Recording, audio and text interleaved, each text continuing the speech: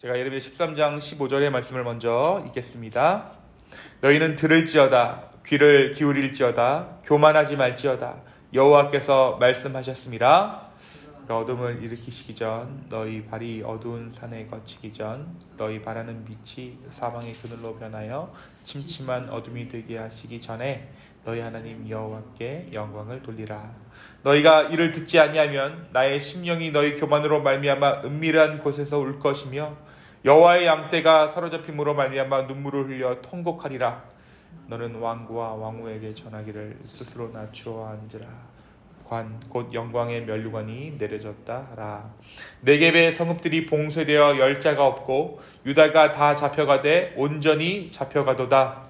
너는 눈을 들어 북방에서 오는 자들을 보라. 내가 맡겼던 양떼 내 아름다운 양떼는 어디 있느냐. 너희 친구 삼았던 자를 그가 내 위에 우두머리로 세우실 때에 내가 무슨 말을 하겠느냐. 내가 교통에 사로잡힘이 산고를 겪는 여인 같지 않겠느냐. 내가 마음으로 이르기를 어찌하여 이런 일이 내게 닥쳤는가 하겠으나 내 죄악이 크므로 내 치마가 들리고 내 발꿈치가 상함이니라. 구스인이 그의 피부를 표범이 그의 반점을 변하게 할 수 있느냐. 할 수 있을진데 악에 익숙한 너희도 선을 행할 수 있으리라. 그러므로 내가 그들을 사막바람에 불려가는 건물같이 흩으리로다. 여호와의 말씀이니라. 이는 내 몫이요 내가 해를 정하여 내게 준 분깃이니 내가 나를 잊어버리고 거짓을 신뢰하는 까닭이라. 그러므로 내가 내 시발을 얼굴에까지 들춰서 내 수치를 드러내라. 함께 읽습니다. 내가 너의 간음과 사악한 소리와 들의 작은 산 위에서 내가 항한 음란과 음행에 가증한 것을 보았느라. 화 있을진저 예루살렘이여 내가 얼마나 오랜 후에야 정결하게 되겠느냐 하시니라. 아멘. 네, 우리가 어제 말씀에서 예레미야가 행위 예언을 통해 유다 가운데 전한 하나님의 메시지를 함께 나누었습니다. 하나님께서 뱃띠를 예레미야로 하여금 구해오게 하시고 그것을 강가에 숨겨두게 하신 후 얼마간의 시간이 지난 후에 그 띠를 찾아오게 하십니다. 이미 썩을 대로 썩어버린 뱃띠는 더 이상 사용할 수가 없는 것이었죠. 하나님께서는 이 썩은 뱃띠처럼 너희 이스라엘의 교만을 꺾으시겠다라고 말씀하십니다. 예레미야는 하나님의 명령에 순종해서 하나님께서 지키시는 모든 것을 행합니다. 그런 예레미야에게 하나님께서 계속해서 하나님의 말씀을 부어주십니다. 이 띠가 상징하는 것은 이스라엘의 교만이었습니다. 하나님의 말씀을 도무지 듣지 않는 그들의 모습이 바로 교만 때문이고 하나님은 이 심판을 통해서 그들의 교만을 도려내십니다. 하나님께서 오늘 말씀 가운데 뭐라고 말씀하시냐면 이 모든 것이 너희의 본능이고 본성이다 라고 이야기합니다. 23절에 보니까 구스인이 그의 피부를 표범이 그의 반점을 변하게 할 수 있느냐. 할 수 있을진데 악에 익숙한 너희도 선을 행할 수 있으리라. 이 말씀이 무엇입니까? 피부색처럼 표범의 무늬처럼 이들의 교만이 본능이고 본성이라는 것입니다. 그런데 하나님께서 이 본능과 본성을 고치시겠다라고 말씀하는 것이죠. 바로 너희의 교만을, 그 본능과도 같은 교만을 도려내겠다라고 말씀하십니다. 오늘 말씀에서 하나님께서는 유다를 향해서 삼중 경고를 하십니다. 바로 그들이 이제 하나님의 말씀을 들어야 한다는 것과 귀를 기울여야 한다는 것, 그리고 교만하지 말 것을 오늘 말씀 가운데 강조하세요. 교만이 문제라는 것입니다. 교만이 유다가 가진 죄악의 본질이라는 것이죠. 이 교만 때문에 그들이 하나님의 말씀을 듣지 않고 귀를 기울이지 않게 만들었다라는 것입니다. 그 모든 것의 원인이 교만 때문이다 라고 말씀하고 계세요. 이어서 하나님께서는 하나님의 심판이 이르기 전에 하나님께 영광을 돌릴 것을 명령하십니다. 또한 하나님께서는 하나님의 명령을 듣지 않을 때에 그들이 감당해야 하는 아픔 또한 오늘 말씀 13장 후반부를 통해 이야기하고 있어요. 예레미야는 눈물을 흘리며 너희들이 통곡하게 될 것이다 라고 선포하고 있습니다.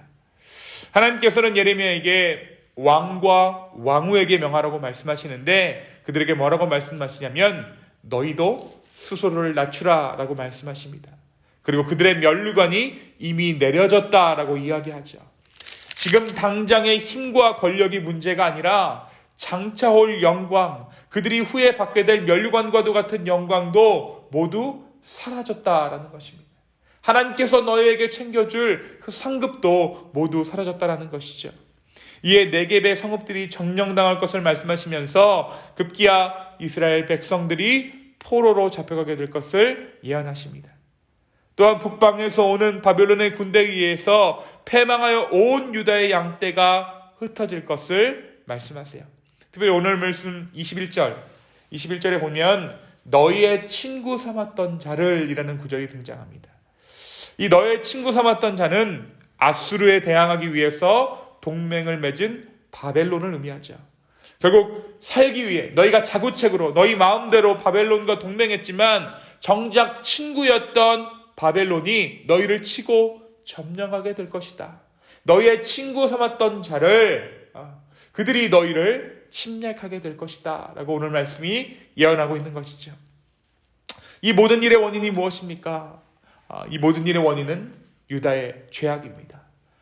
유다의 우상 숭배죠. 하나님께서 오늘 말씀 가운데 뭐라고 이야기하십니까? 27절 한번 보겠습니다. 27절 다 같이 한번 읽습니다. 시작. 내가 너의 간음과 사악한 소리와 들의 작은 산 위에서 내가 행한 음란과 음행과 가증한 것을 보았노라. 화 있을진저 예루살렘이여 내가 얼마나 오랜 후에야 정결하게 되겠느냐 하시니라.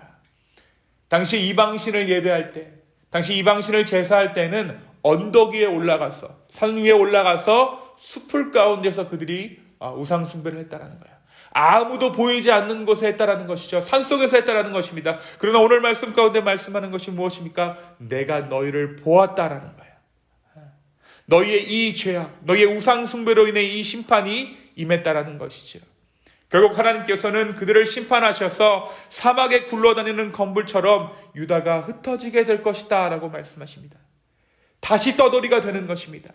다시 이들이 유랑하게 되는 것입니다. 하나님을 잊은 자들이 아브라함 전에 하나님을 알지 못했던 때로 그 약속 이전으로 돌아가는 것은 어찌 보면 당연한 이치입니다. 그들이 땅을 왜 받게 되었습니까? 그들이 땅을 유업으로 받은 것은 하나님을 알았기 때문입니다. 하나님과 언약했기 때문입니다. 그들의 우상 숭배와 음란함이 그들로 하여금 그 땅을 잃어버리게 한 것이에요.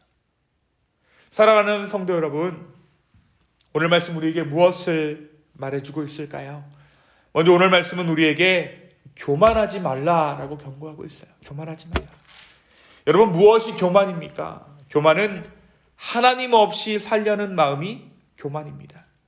복음 없이 살려는 마음이 교만이고, 복음을 들었지만 복음대로 살지 않는 것이 교만입니다.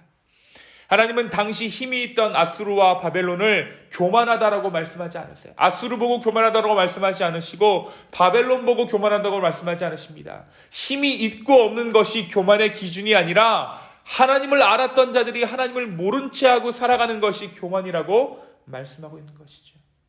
나 외에 다른 신을 의지하는 것이 교만이라고 말씀하고 계신 것입니다. 그런데 하나님께서는 이 교만이 피부색과 같은 것이다라고 이야기하고 있어요. 표본의 무늬와도 같은 것이라고 이야기하시죠. 이 모든 것이 본성이라는 것입니다. 죄의 본성이라는 거예요.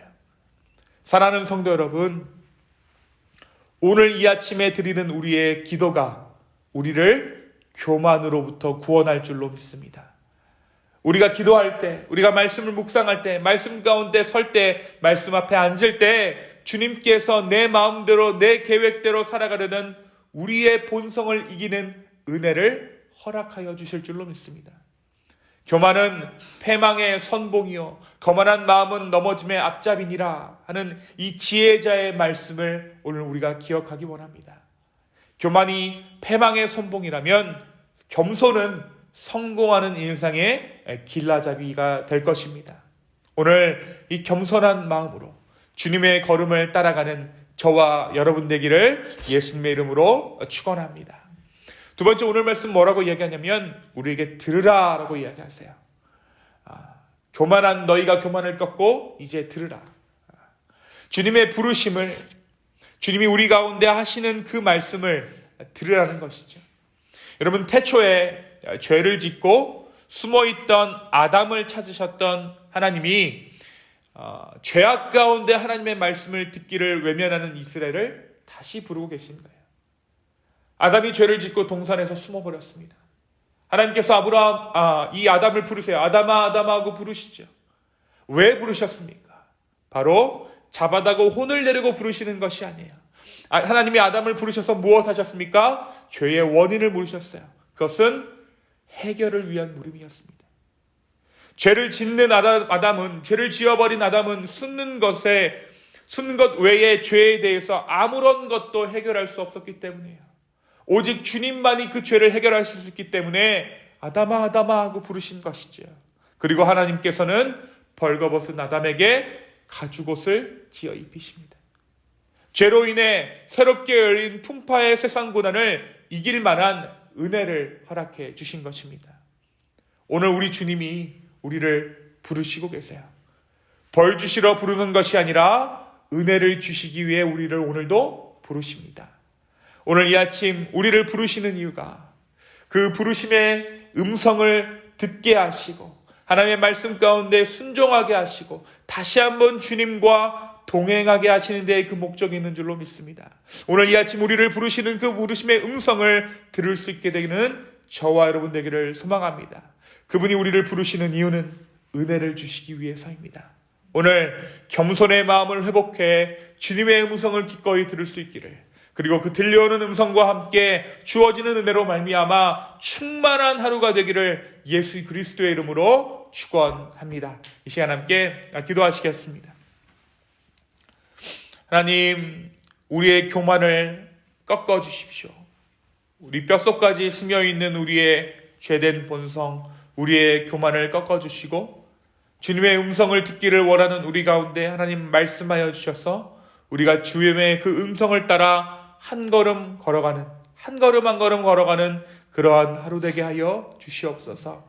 다시 한번 우리의 삶의 모든 주권을 주님 손에 맡겨드립니다.